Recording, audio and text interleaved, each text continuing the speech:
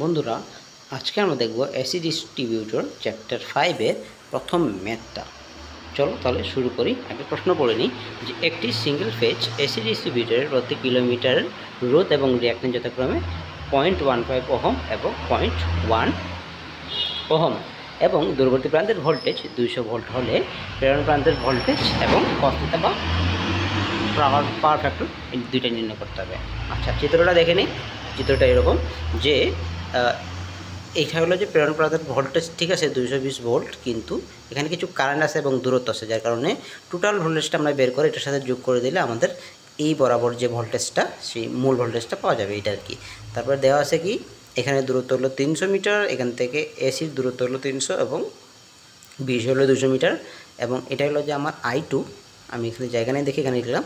তাহলে কী হলো, I2 মানে 200 অ্যাম্পিয়ার এবং cos θ 2, এটা হলো I2 এবং এটা cos θ 2, যেটা হলো যে 0.707।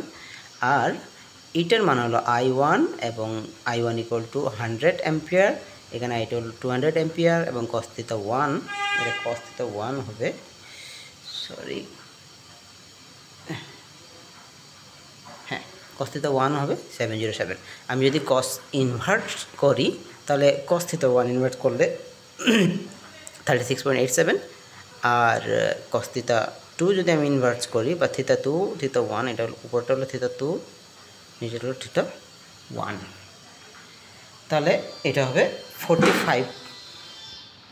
আচ্ছা, তো এটা হবে মাইনাস, কেননা এগুলো লেগিং, ঠিক আছে, এগুলো লেগিং হবে, তো এগুলো মাইনাস হবে, আমি লিখি নাই। আচ্ছা, I1 I2 বের করতে গেলে লিখবো। আচ্ছা, তাহলে এখানে দেখি I1 হলো দেওয়া আছে, I1 হলো 100 অ্যাঙ্গেল অফ -45 যেহেতু লেগিং, একইভাবে I2 হলো 200 angle of -36.87।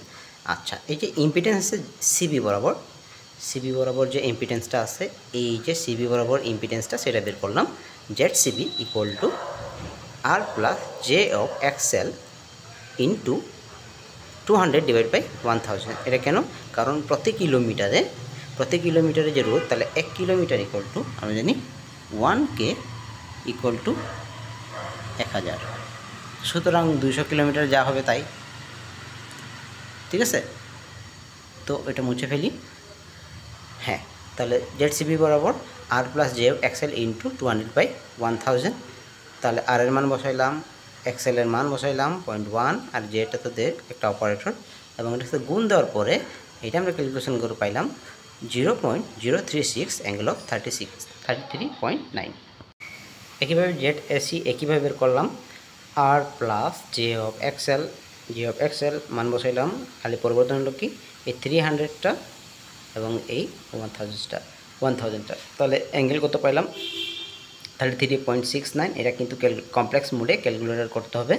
R 0.054 angle of 33.69, তাহলে আমরা এইটা পাইলাম, ঠিক আছে। এখন আমরা বের করবো হলো এই আইএসি মানে কি আমরা দেখি, এই যে এটা যদি I কারেন্ট হয়, এই দিক থেকে একটা কারেন্ট যাবে I1 এবং এইদিকে একটা কারেন্ট যাবে I2, ঠিক আছে। তো আমরা আইএসি যদি বের করি তাহলে এটা হলো দুইটা কারেন্টের যোগফল I1 প্লাস I2, ঠিক আছে। তাহলে আমরা I1 এর কারেন্টও জানি, I2 কারেন্টও জানি, তাহলে আইএসির কারেন্ট যদি যোগ করি তাহলে যোগ করার পরে 299.33 অ্যাঙ্গেল 39.58 এরকম একটা মান পাওয়া গেল। তাহলে আমরা এটা বের করলাম। আচ্ছা, এখন আরেকটা কাজ আছে, সেটা হলো যে এটার মান বের করতে হবে। এটা হলো যে এরকম, এটার মানটা আসলে VAC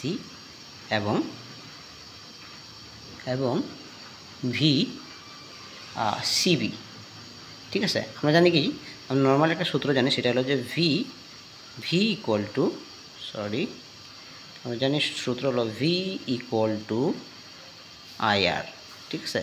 বাট এসি সার্কিটের ক্ষেত্রে এই IR ইকুয়াল টু IZ হিসেবে ইম্পিডেন্স দ্বারা গুণ করে, কারণ এসি সার্কিটের ইম্পিডেন্স আরেকটা জিনিস, আর এমনি নর্মাল সার্কিটের ক্ষেত্রে রেজিস্ট্যান্স এইরকম, বাট এসি সার্কিটে ইম্পিডেন্স এই Z, এটা দ্বারা গুণ করতে হয় আর কি, ঠিক আছে।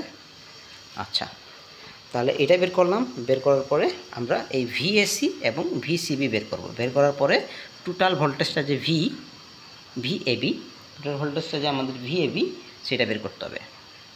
এই ভিএবি এই আমাদেরকে জানতে চাইছে ভিএবি, কিন্তু ভি দেওয়া আছে হলো 200, কিন্তু যে ড্রপ কিছু আছে ওইগুলো যোগ করার পর ভিএবিটা পাওয়া যাবে। ঠিক আছে, তো ভিএবি হইলে ভিবি যেটা আমাদেরকে দেওয়া আছে 200 প্লাস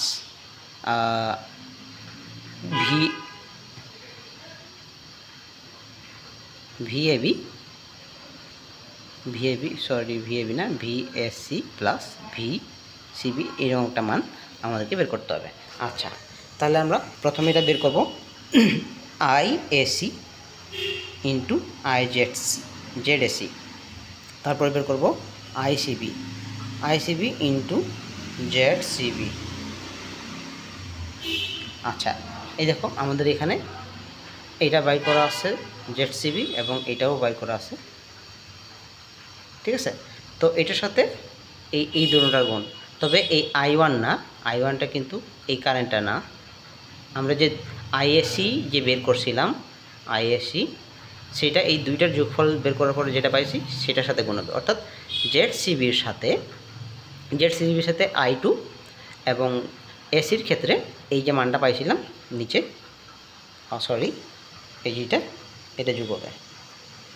আচ্ছা, তাহলে আমরা কাটাকাটি করে ক্যালকুলেশন করে যে মানটা পাইলাম সেটা হলো এইটা। এখন আমরা এইটা ক্যালকুলেশন করব। এটা ক্যালকুলেশন করার পরে দেখো 299.33, তারপরে 39.58 এরকম একটা মান পাইছি, গুণ 0.054 অ্যাঙ্গেল অফ 33.69। গুণ করার পরে অ্যাঙ্গেলও কিন্তু আনতে হবে, এটা কমপ্লেক্স মোডের ম্যাথগুলো, এগুলো কিন্তু সব জটিল সংখ্যার ম্যাথ, কাজেই এগুলো ভালো করে করতে হবে। 16.16 অ্যাঙ্গেল অফ -5.8। একইভাবে আমরা জেডসিবি ইন্টু আইসিবি যদি বের করে যাই, তাহলে 200 অ্যাঙ্গেল অফ -36.87 ইন্টু 0.036 ইন্টু 33.69, এটা ক্যালকুলেশন করে পাইলাম এত 3.7.2 -3.18। আচ্ছা, এখন আমাদের যে প্রেরণ প্রান্তের ভোল্টেজ আছে সেটা বের করব। আচ্ছা, প্রেরণ প্রান্তের voltage ভিএবি equal to VB plus ভিএসি plus VCB. তাহলে ভিএবির মান আমরা জানি, ভিবির মান কোথায় জানি, এই যে এখানে জানি ভিবির মান, এই যে এটা আমরা 200 ভোল্ট বসাইলাম। 200 ভোল্ট আমি ডিরেক্ট ক্যালকুলেশন করছি, এটা হলো 200 ভোল্ট প্লাস এই যে আইএসি প্লাস জেডএসি গুণ করে কত পাইছিলাম, আইএসি প্লাস জেডএসির মান এই যে এখানে দেখো 16.16 অ্যাঙ্গেল অফ -5.89 এবং জেডসিবি ইন্টু জেডসিবি, আইসিবি ইন্টু জেডসিবি, এটার মান পাইছিলাম 7.2 অ্যাঙ্গেল অফ -3.18। সবগুলো যোগ করার পরে 223.27 অ্যাঙ্গেল অফ -52 এই মানটা পাওয়া গেল। এটাই আসলে প্রেরণ প্রান্তের ভোল্টেজ। ঠিক আছে, এবং প্রেরণ প্রান্তের ভোল্টেজ এইটা, এবং অ্যাঙ্গেলটা হবে এই যে অ্যাঙ্গেলটা পাইছি না, অ্যাঙ্গেলটা, তবে অ্যাঙ্গেলটা অবশ্যই পজিটিভ দিতে হবে, অ্যাঙ্গেলটা হবে 0.52 ডিগ্রি।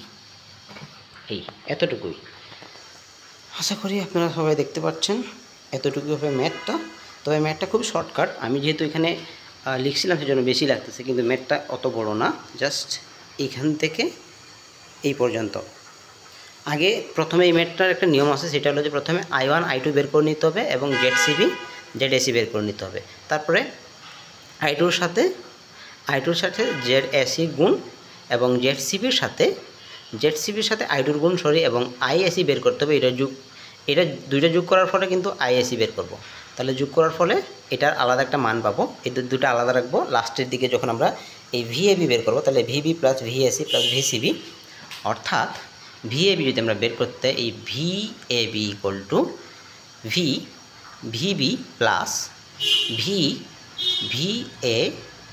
ভিএবি প্লাস ভিসি, অর্থাৎ আমি যদি আবার বলি তাহলে ভিএবি প্লাস ভিএসি প্লাস ভিসিবি, এরকমটা হবে ভিএসি প্লাস ভিসিবি। এরকম বের করলে সবগুলো যোগ করলে বের হয়ে যাবে, লাস্টে কিন্তু cos θ বের করতে হবে। অর্থাৎ যে মানটা আমি পাইছিলাম 223.27 অ্যাঙ্গেল অফ 0.53 বা এরকম সামথিং 52 পাইছিলাম, সরি। তো এইটাকে আমরা বলবো যে প্রেরণ প্রান্তের ভোল্টেজ হলো VS সেন্ডিং ভোল্টেজ এবং থিতা হবে 0.52 ডিগ্রি। এটাই অ্যান্সার। ঠিক আছে, না বুঝলে কমেন্টে জানাতে পারো। এই হইল শেষ।